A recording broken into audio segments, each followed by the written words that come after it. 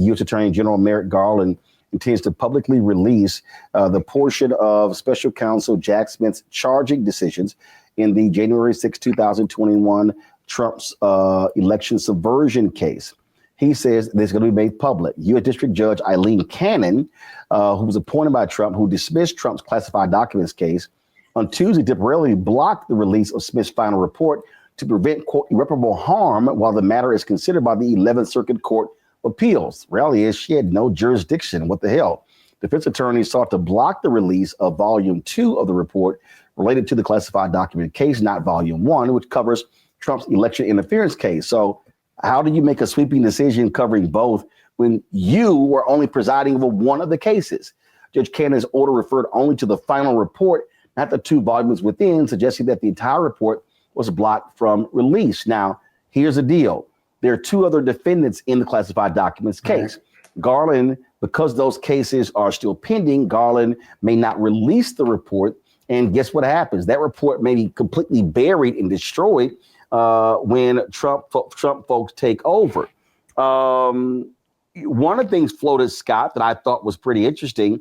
I saw this one post where somebody said, hey, the DOJ should drop the charges against the other 2 individuals and then completely release the report. Yeah, that's a great idea. But the other part that's problematic isn't just Cannon's ruling, but that the case isn't what we call ripe for review. The DOJ, at the time these lawsuits were filed or these motions were filed, DOJ hadn't said whether were going to release them or not, or how they were going to release them whatsoever. It's solely within the discretion of Merrick Garland, the AG. Now, Cannon's right to try to protect the co-defendants' rights, if you will, and her order to stay was very deferential to the 11th Circuit because she knows that they're going to probably reverse her. So it was a very temporary order that was going to last 3 days, no more than 3 days after whatever the 11th Circuit said. But she's got to still protect her record on those cases pending. Now, DOJ could dismiss those cases, but they may believe that they can make some hay out of it until the new administration takes over. I doubt it. And so when the new administration takes over, they're going to dismiss those cases against those 2 defendants, not and the other person. And so I think it's a good strategy. Dismiss the case against them. There's nothing pending, and then release the reports. No, I think what you see here, I think you have Judge Aileen Cannon, who's trying to angle for a spot on the Supreme Court, Rebecca. And this is just a further example of how slow as molasses Merrick Garland has been and how awful he has been in terms of how he's led the Department of Justice and taken so long in prosecuting Donald Trump. Well, Scott, you're going to have to correct me if I'm wrong here, but release the report. What's going to happen if Merrick Garland decides to release the report without dropping the charges against the 2 other folks? Once he releases the report, it's out there. I really don't see what the negative consequences or even what the formal consequences would be if he released the report. But just like what you're alluding to, Roland, is that, Merrick Garland doesn't have the stomach to do things like that, to be bold. And this is the time to be bold, especially as we're watching someone going into the White House who has proven to be anti-democratic. At this point, if there's no rules, and there's no rules. Release the report. And look, here's the deal, Scott. I mean, the Supreme Court said, hey, president's got total immunity. Biden should say, hey, what the hell? I'm going to drop it. Yeah, and it's certainly within his duties and responsibilities to do so. So that doesn't make a whole lot of sense. And so whether he dismisses them or not, DOJ is not going to release the report while an Article 3 judge in court has issued an inappropriate ruling. Even if we disagree with it, they're going to wait on the 11th Circuit. But I just read a report where Merrick Garland said, I'm going to release the January 6th portion of the report. We'll hold off on the second, on the document side of the report, simply because we disagree with Cannon's ruling. And so I think he's cut the middle ground. And so, but there's not, here's the thing about the January 6th case.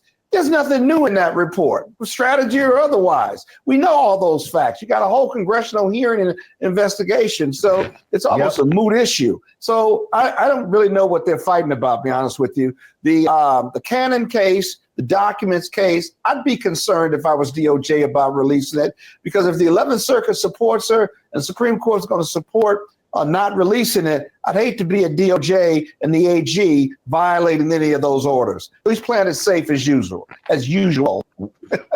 Well, I hope somebody has both volumes on the flash drive, and it just happens to come out publicly once all of these this legal BS is behind us. Hi, I'm Isaac Hayes III, founder and CEO of Fanbase. Fanbase is a free-to-download, free-to-use, next-generation social media platform that allows anyone to have followers and subscribers on the same page. Fanbase was built through investment dollars from equity crowdfunding from the Jobs Act. People just like you help build Fanbase, and we're looking for more people to help build Fanbase. We are currently raising $17 million in a Regulation A crowdfund on Start Engine. We've already crossed $2.1 million, but we're looking to raise more capital from people just like you that deserve the opportunity to invest in early stage startups without having to be accredited investors. So right now, I'd like you to go to startengine.com/fanbase and invest. The minimum to invest is $399. That gets you 60 shares of stock in Fanbase right now, today. And then use Fanbase to connect with friends, grow your audience, and be you without limits.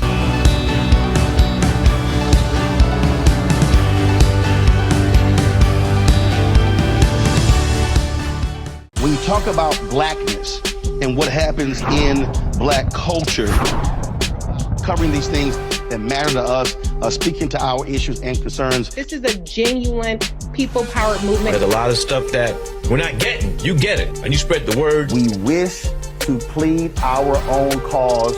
Too long have others spoken for us. We cannot tell our own story if we can't pay for it. This is about covering us. Invest in black-owned media. Your dollars matter. We don't have to keep asking them to cover our stuff. So please support us in what we do, folks. We want to hit 2,000 people, $50 this month, raise $100,000. We're behind 100,000, so we want to hit that. Y'all money makes this possible. Checks and money orders go to P.O. Box 57196, Washington, D.C. 20036-0196. PayPal is R Martin Unfiltered. Venmo is RM Unfiltered. Zelle is Roland at RolandSMartin.com.